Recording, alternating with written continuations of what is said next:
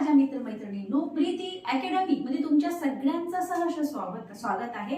आज मी तुमच्यासाठी एक खूप इम्पॉर्टंट एक थेअरी घेऊन आलेली आहे। थेअरीचे नाव आहे स्टर्नबर्ग यांची ट्रायलची बुद्धिमत्ता। बुद्धिमत्ताच्या भरपूर थेअरी आहे। एक आहे थर्स्टनची, गिलफोर्डची, जेपी दासची, ओके, त्याच्यानंतर स्पियरमनची, थर्स्टनची थेअरी आपली झालेली आहे आणि याच्यानंतरच्या पण आहे, जसं जेपी दासची एक उपपत्ती आहे, गिलफोर्डची उपपत्ती आहे। या सगळ्या उपपत्त्या आपण एक एक करून बघणार आहे, परंतु आज मी तुमच्यासाठी स्टर्नबर्ग यांची ट्रायलची बुद्धिमत्ता ही थेअरी मी तुमच्यासाठी घेऊन आलेली आहे। व्हिडिओ खूप जास्त इम्पॉर्टंट आहे, त्याच्यामुळे व्हिडिओ पूर्ण पहा आणि जर तुम्हाला व्हिडिओ आवडल्यास चॅनलला नक्की लाईक, सबस्क्राईब आणि शेअर करा। ओके, चला लक्ष द्या। स्टर्नबर्ग यांची ट्रायलची बुद्धिमत्ता। स्टर्नबर्ग यांनी ही उपपत्ती 1985 मध्ये मांडली। 1985 मध्ये स्टर्नबर्ग यांनी ही उपपत्ती मांडलेली आहे। त्यानंतर बघा, त्यांनी काय म्हटलं की बुद्धिमत्तेचे रचनात्मक घटक किंवा विविध पैलू शोधण्याच्या परंपरेला विरोध करून बोधात्मक विचारसरणीचा दृष्टिकोन अवलंबून आपली उपपत्ती मांडली। ज्या बऱ्याचशा याच्या अगोदरच्या ज्या काही बुद्धिमत्तेच्या थेअरी होत्या, त्या सगळ्यामध्ये जसे बुद्धिमत्तेचे रचनात्मक घटक किंवा विविध पैलू शोधण्याच्या त्या बुद्धिमत्तेच्या थेअरी होत्या, तर या परंपरेला त्यांनी पूर्ण विरोध केला आणि याला विरोध करून त्यांनी काय केलं, बोधात्मक विचारसरणीचा दृष्टिकोन अवलंबून त्याच्यावर त्यांनी आपली उपपत्ती मांडली। बघू कशी काय आहे ते। तर त्यांनी काय केलं माहिती का, 3 घटक मांडलेले आहेत बुद्धिमत्तेच्या या त्यांच्या ट्रायलजिक बुद्धिमत्तेच्या या थेअरीमध्ये त्यांनी 3 घटक मांडले आहेत। 3 घटक त्यांचे आहे, एक आहे घटक संदर्भी, दुसरा आहे अनुभव मिश्रित आणि तिसरा आहे संदर्भीय। ओके, तर आज आपण पहिले घटक संदर्भी बघू, एक एक त्याचं विश्लेषण बघूया, त्याच्यानंतर नंतरच्या व्हिडिओमध्ये अनुभव मिश्रित आणि त्याच्यानंतर संदर्भीय असे 3 बघू वेगवेगळे। ठीक आहे, तर लक्ष द्या।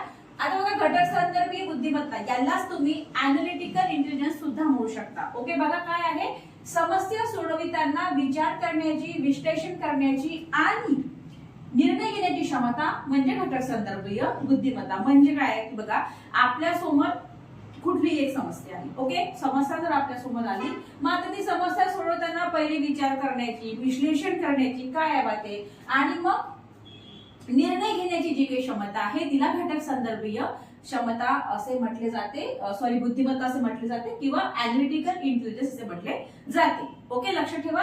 आता बघा, यामध्ये ना 3 घटक आहेत। घटक संदर्भीय बुद्धिमत्तेमध्ये परत 3 घटक आहेत। ओके, सगळ्यात पहिले काय बघत आहे, स्टर्नबर्ग यांची ट्रायलची बुद्धिमत्ता। यामध्ये 3 घटक आहेत। पहिला घटक कुठला आहे, घटक संदर्भीय, दुसरा आहे अनुभव मिश्रित, तिसरा आहे संदर्भीय। हे 3 घटक आहेत, है ना।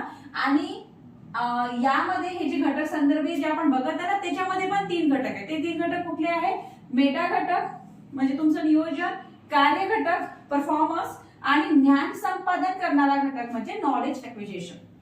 बघा, लक्ष द्या कसं करायचं।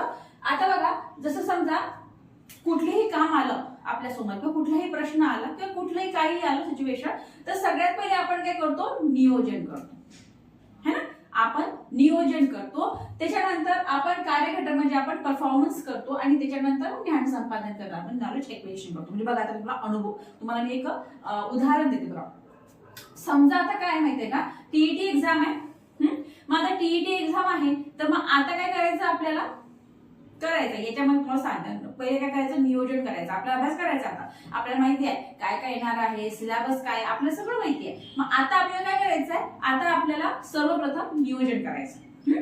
नियोजन केलं आपण, पूर्ण नियोजन केलं, काय कसं करायचं बा, इतक्या वेळेत एवढं करायचं, तितक्या वेळेत तेवढं करायचं, हा महिना या पेपरला, मग गणिताला द्यायचा, मग पेडागॉजी, सायकोलॉजी करायची, मराठी करायचं, हे सगळं तुम्ही आखलेलं आहे। त्याच्यानंतर मग तुम्ही परफॉर्मन्स करणार, मग तुम्ही कार्यघटकामध्ये परफॉर्म करणार, है ना। म्हणजे तुम्ही वाचणार, सगळ्या गोष्टी करणार टाइम टेबल नुसार, ओके, आणि मग तुम्ही नॉलेज एक्विजिशन करणार। वाचनानंतर मग काय होतं, ज्ञान ऑटोमॅटिक तुमचं ग्रहण होऊन जाते। ठीक आहे, एक साधं सोपं उदाहरण मी तुम्हाला सांगते बघा।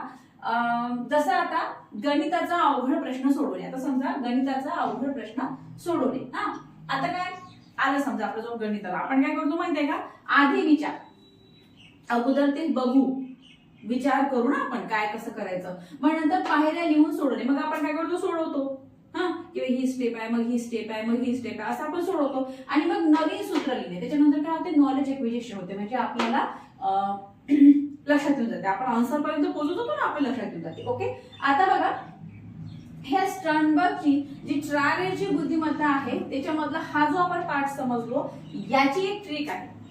बघा मजेशीर ट्रिक आहे, तुमच्या लक्षात राहील. बघा ट्रिक आहे MPN. एन म्हणजे काय होते की मेटा कॉम्पोनंट म्हणजे मेटा घटक, पी म्हणजे परफॉर्मन्स म्हणजे कार्य घटक आणि एन म्हणजे नॉलेज म्हणजे ज्ञान संपादन करणारा घटक. म्हणजेच काय, विचार, कृती आणि शिक. आलं लक्षात तुमच्या? काय बघितलं आपण बघितली स्टर्नबर्गची ट्रायलची बुद्धिमत्ता 1985 मध्ये त्यांनी मांडली होती. त्यांनी हे सांगितलं की की त्यांची जी काही थेअरी जी आहे ती बोधात्मक विचारसरणीचा दृष्टिकोन अवलंबून त्यांनी तयार केलेली आहे. त्यांनी 3 घटक सांगितले, घटक संदर्भीय, अनुभव मिश्रित आणि संदर्भीय असे 3 घटक सांगितले. आपण घटक संदर्भीय बुद्धिमत्ता बघितली. घटक संदर्भीय बुद्धिमत्ता याला तुम्ही ऍनालिटिकल इंटेलिजन्स सुद्धा म्हणू शकता. त्याच्यामध्ये आपण बघितलं की समस्या सोडविताना विचार करण्याची, विश्लेषण करण्याची आणि निर्णय घेण्याची क्षमता म्हणजे तुमची घटक संदर्भीय. ओके, यामध्ये आणखी 3 घटक आहे. कुठले? मेटा घटक म्हणजे तुमचं नियोजन, कार्य घटक परफॉर्मन्स आणि ज्ञान संपादन करणारा घटक म्हणजे काय, नॉलेज ऍक्विजिशन. ओके, आता बघा यामध्ये आपण उदाहरण घेतलं ते म्हणजे गणिताचा अवघड प्रश्न सोडवणे. आधी विचार करायचा, त्यानंतर मग आपण पायऱ्या लिहून काढतो, नवीन सूत्र लिहिले म्हणजे आपण उत्तरापर्यंत जाऊन पोहोचतो. याचप्रमाणे मी तुम्हाला ट्रिक सुद्धा सांगितली. ट्रिक आहे MPN म्हणजे मेटा.